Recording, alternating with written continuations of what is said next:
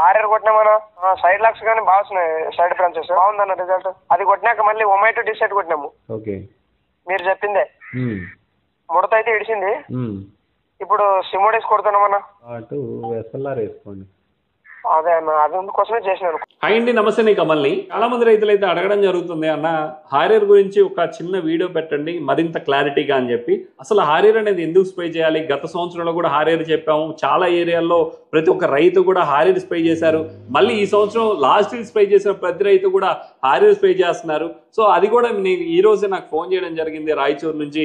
అన్న last year నేను Harrier కొట్టాను, మళ్ళీ నాకు ఒక 6 ఎకరాలకి హారియర్ ఇవ్వండి అని చెప్పి ఫోన్ చేయడం జరిగింది. సో దాని రివ్యూ కూడా మీకు అందించడం అయితే కనుక జరుగుతుంది. సో మొక్క అనేది ఇక్కడ 10-15 రోజుల వ్యవధిలో కొత్త వేరు పొడుచుకొని మొక్క అనేది పచ్చబడడానికి ప్రయత్నిస్తూ ఉంటుంది. 20-25 రోజుల వ్యవధి నుంచి మన సహజ సిద్ధంగా మొక్క అనేది పెరుగుదల స్టార్ట్ చేయడం జరుగుతుంది. ఈ టైంలోనే అనేక రకాల పెస్ట్ అనేది దాడి చేయడం జరుగుతుంది.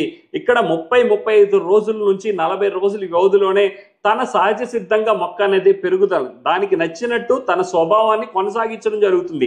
వేరు వ్యవస్థ మంచిగా ఉన్న చోట ఒకలాగా, వేరు వ్యవస్థ సరిగా లేని చోట ఒకలాగా, సో బలం ఉన్న చోట ఒకలాగా, బలం లేని చోట ఒకలాగా ఉంటుంది. సో ఇక్కడ మొక్క అనేది ఖచ్చితంగా మనం ఎక్కడైతే స్కూల్ పిల్లల్ని మనం ఆ స్కూల్ ఏజ్ వచ్చిందంటే ఎలాగైతే స్కూల్లో జాయిన్ చేస్తామో మనం ఈ 30-40 రోజుల వ్యవధి మొక్కని ఖచ్చితంగా కూడా ఇక్కడ సైడ్ బ్రాంచెస్ అనేది ఖచ్చితంగా పెంచే విధంగా, దాంతోపాటు వైరస్ని తట్టుకుని దానికి రెసిస్టెన్స్ పవర్ని పెంచే విధంగా, అన్ని రకాల పెస్ట్ని కంట్రోల్ అయ్యి ముడతన్నా కానీ ముడతని తిప్పే విధంగా మనం ఒక మంచి స్ప్రే చేయాలి. అదే వచ్చేసరికి హారియర్. సో ఈ హారియర్ కొట్టడం వల్ల సైడ్ బ్రాంచెస్ ఓపెన్ అవుతాయి, దాంతోపాటు రెసిస్టెన్స్ పవర్ అనేది చాలా బాగా పెరగడం జరుగుతుంది.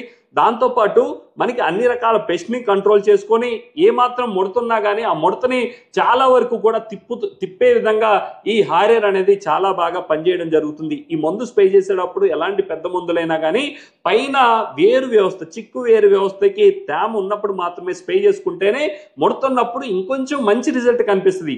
ఈ టైంలో అలాంటి పరిస్థితి ఉందంటే చిన్న మందు కొట్టుకొని వారం రోజులు లేట్ అయినా కానీ ఈ మందు స్ప్రే చేసుకుంటే ఈ దరి నుంచి మొక్క ఎక్కడైతే ఫస్ట్ మొక్క పెట్టారో ఆ మొక్క నుంచి దరిసాల్లో ఉన్న మొక్క వరకు కూడా ఒకే రకంగా సైడ్ బ్రాంచెస్, దాని రెసిస్టెన్స్ పవర్ 30-50-60 రోజుల మధ్యలో ఖచ్చితంగా కూడా త్వరగా మొక్క అనేది అనేక రకాల పెస్ట్ని తట్టుకోలేక మొక్క అనేది వైరస్ వచ్చే లక్షణాలు ఎక్కువగా ఉంటాయి. సో వీటన్నిటినీ మొక్కని ఒక చంటి బిడ్డని చంకలో పెట్టుకున్నట్టు ఈ హారియర్ అనేది తన మిరప మొక్కను అనేది జాగ్రత్తగా కాపాడుకోవడం జరుగుతుంది. కాబట్టి ఈ టైంలో కనుక హారియర్ అనేది స్ప్రే చేసుకుంటే మంచి రిజల్ట్ అయితే కనుక ఖచ్చితంగా ఉంటుంది. సో ఇలాంటి మంచి ఇన్ఫర్మేషన్ కోసం ఖచ్చితంగా ఒక లైక్ చేసి సపోర్ట్ చేయండి.